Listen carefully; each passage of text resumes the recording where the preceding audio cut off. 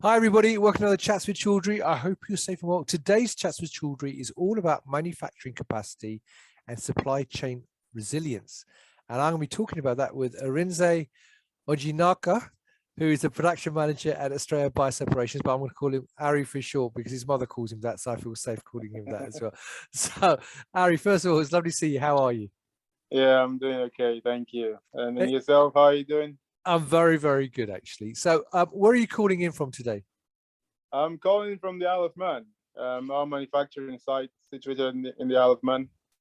Oh, lovely. And it seems like the sun's shining on you as well as we speak. Yeah, it's we've got some sun today. Not so much every day, but it's typical UK weather. But it's been good today. Excellent. Well, I've never had the pleasure to come up to the Isle of Man, so maybe one day. So, before we start talking about manufacturing capacity and supply chain resilience, for those people not familiar with Astrea, would you mind giving me a very quick overview of Astrea, but also what your role entails as production manager? Okay. Astrea Bioseparations, as a company, we focus on developing and delivering at commercial scale bioseparations products. Our products are mainly used for biopurifications for advanced therapies. We've got different catalogs of products for endotoxin removal, for isoglycine clearance. We have quite a few sites around. We have an R&D in Cambridge, we have a manufacturing site on the Isle of Man, and we have an outpost in the US outside Boston. And also we have an office outside in Asia, which just opened recently. We've been around for quite a while. I think over 30 years. Was originally formed in 1987, and we've gone through some transformation. But we currently in a massive growth trajectory with Astrea Bioseparations. Fantastic. And what does your role as production manager actually entail?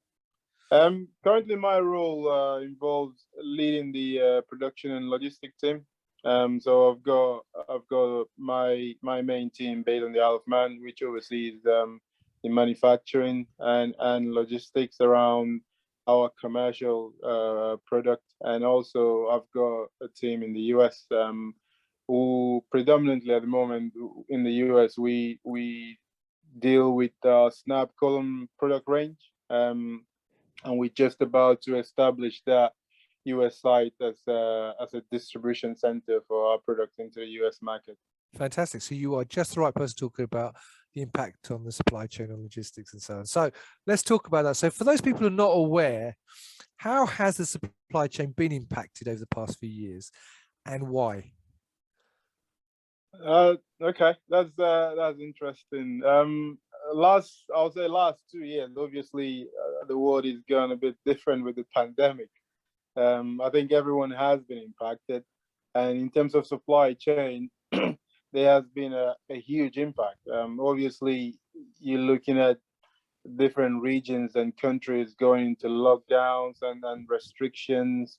And in terms of how that is directly impacted supply chain, obviously, manufacturing raw materials, logistics of getting the raw materials to your manufacturing site, talk about labor availability in terms of people being areas going into lockdown and people not being able to get to work either from the supplier's side of it, or even from our own manufacturing side, our labor availability, and all the way to getting the product to the customer. The logistic around that, the delays, the shipment, it's been quite a huge impact on supply chain. And I think everyone, it's fair to say, everyone, every organization, every person, the last 2 years must have felt this in some way. Right. Okay. Well, let's talk about how it's impacted Astrea specifically. You mentioned obviously you have stock products and catalog products. So how have they been impacted, and your ability to stock products, by supply delays, etc.? Yeah, so in terms of impact, we have had some impact, but it's been minimal. Obviously, because of our robust plan in terms of maintaining our supply chain. When we talk about stock items, we do try and maintain a good safety stock level to help us not to be at a position where we stock out. We we also looking into and haven't started implementation of having a safety raw material stock, because obviously with the disruptions that we've seen with the pandemic, sometimes it could prove difficult getting your raw materials, which wasn't really the case before the pandemic. But we're seeing a new supply chain disruption like we've never seen before, and it's all down to how you plan around it. I mean, we did set out early enough, at the onset of the pandemic, we understood that this could be a huge impact, and whereas no one knew how or when it was going to end, we went into it with some level of preparedness, based on our disaster recovery plan. Right. So how did the pandemic impact the raw material supply then for you for 2020 and 2021? Because as you said, you did some preparation for it. So how much impact did it actually have on you? And what did you do in terms of preparation to avoid it impacting you greatly? So in 2020, I guess we could say it did catch us a bit on as a surprise, because no one really planned for the Sure. pandemic. But as we went through 2020, it became obvious that we had to change a little bit the way we operate just to stay ahead, and to meet our commitment.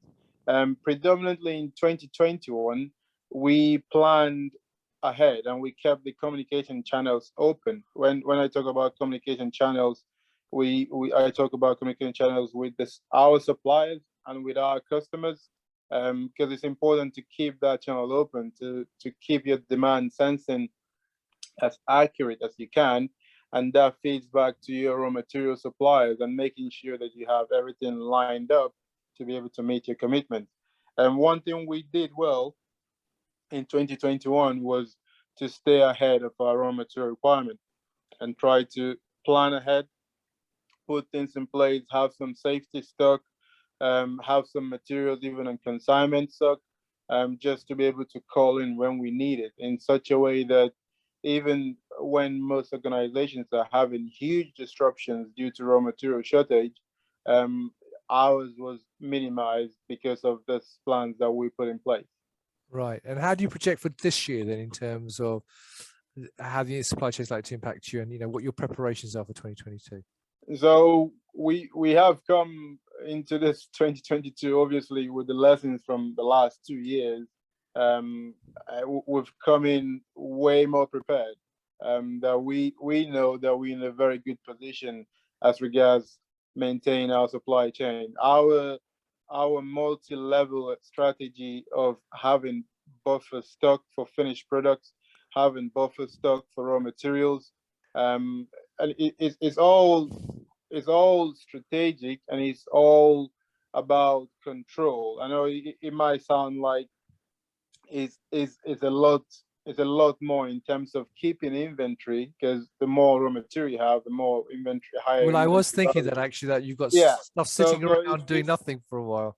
exactly, it needs a balance, and that balance is what our actions and plans are trying to make us maintain. So we speak to the customer very frequently. Our sales and operations planning is a bit more frequent than normal, because we want to make sure that we capturing every demand and making sure we understand our customers. And off the back of that, we have based our inventory based on our expectations of the customer. So we have planned to make sure that there is little or no disruptions coming into 2022 for our supply chain. I mean, you mentioned in your answer before about making sure that communication was open between customers and also your suppliers. Yeah. So do you think that the relationship and collaboration has become stronger because of the pandemic and because of these issues, and you've got a better understanding of how each other works and you work closer together now because of that?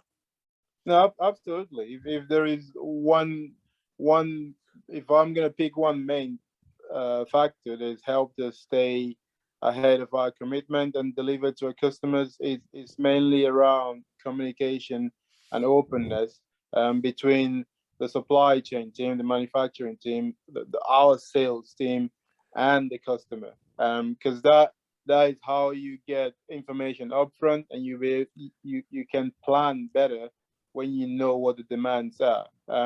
Most of the surprises we had over the last 2 years was out of the blue demand. So when you know expecting a customer is giving you a forecast and then decides to change it last minute, either increase or decrease, and that is where the disruption comes from. Right. But keeping that collaboration or improving on that collaboration, increasing the communication is one of the key factors in maintaining a reliable supply chain in this current climate.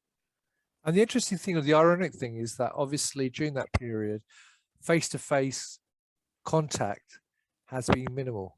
So communications had to be done more digitally. Do Yeah. you think, though, that's improved communication in some respect, because you've now, instead of spending time trying to get on a plane and talking to your customers, you're actually talking to them on a regular basis through video conferencing rather than on a phone call, and it's become more the norm that you see your customers on a face-to-face basis, that you have better communication? Or do you think that didn't really have an impact in terms of how communication? I think it's got both positives and some downside. Obviously, I don't think you can ever take away face to face. Sure. I think there is a different feel to face, but that I think you're right in the regard that not being able to travel and having to rely on virtual communication, that has made it easier to increase the frequency of the communication. It could be in Zoom's meeting with your customer every week if you wanted, and maybe it's just a quick 10-15 minutes check-in, just to make sure that everything is going okay in terms of manufacturing plans and delivery timelines, and understanding if there's any new demand from their side, and then plan that accordingly. But what we also trying to do is to try and bring customers into supply agreements and kind of concrete yearly annual forecast. Because if there is anything around supply chain that is critical, is having a good forecast that the manufacturing can plan with, and that means we're going to deliver in time for the customer. That leads nicely actually to my next question, which was actually, during 2020 and 2021, were you able to deliver on your supply agreements with your customers on time as expected? Yeah, no, absolutely. All our not just the supply agreements that we have in place, every single sale commitment that we had in 2021, we were able to deliver, irrespective of the supply chain disruption that is abundant around the place now. And what about going forward for this year then? I mean, are there backup plans then in case you can't meet those particular agreements? Yeah, so like I mentioned earlier, we have safety raw material stock. We have for our core products, we actually do have our standard keeping units available for shipment next day. We have a considerable volume of our core products on the shelf, and people can order that off the shelf with no wait, little or no wait time. In terms of our commitment, in terms of delivering, we are prepared to make sure that we meet those timelines that our supply agreements have in place. But beyond that, even for people who we don't have a supply agreement, but even for customers that we don't have supply agreements, we are encouraging them to come into that, because that's helped them secure their supply. But even with that, we are planning based on the information they feed us. And you go back to what we said earlier about keeping an open communication and improving on the collaboration. That will be key for us going into this year. Right. And how does your product time or your product lead times compare then to your competitors' products? I think we offer competitive lead times. Our core product is readily available Right. off the shelf at the standard keeping units. For larger volumes, if they forecasted and if you tied into supply agreement with us, it is readily available at the time you need it. But for customers who might come to us for a large volume that wasn't forecasted, for our core products, we offering less than 8 weeks lead time. which in our industry, that is it's a really competitive lead time. Fantastic. And looking ahead, I mean, what do you think about the whole thing around supply chain? I mean, do you think those issues will eventually resolve themselves in the future and things will settle down, or do you think these issues are going to be here for the long term or medium to long term now? Therefore, it's about keeping sure that you've got that inventory sitting there waiting in case of emergencies. I think some of the issues we're seeing at the moment will linger on for quite a while, and organizations will need to find ways to adapt to that, just like we are. Some might still feel it's something temporary, but I think it's going to be here for a long time with us. I know the current feeling around is the restrictions are easing, the travels are coming back, and it looks like the pandemic might be coming to an end, but you never know. Organizations will have to be prepared for the next thing. It might be another pandemic, it might be something, another disruption. And based on that, I don't think we're going to go back to the old ways. I think we're going to try, organizations, and Astrea Bioseparation particularly, will try to build on what we've achieved in the last 2-3 years in terms of a reliable supply chain that is agile, that can adjust and move in a bit more fluid to meet any demands or to meet customers' commitment despite any disruptions. Organizations are going to keep trying to build on that in the future. So I don't see it changing in the near future. I think it's here to stay in terms of the plans around supply chain and the expectation that you should expect a disruption with very little notice.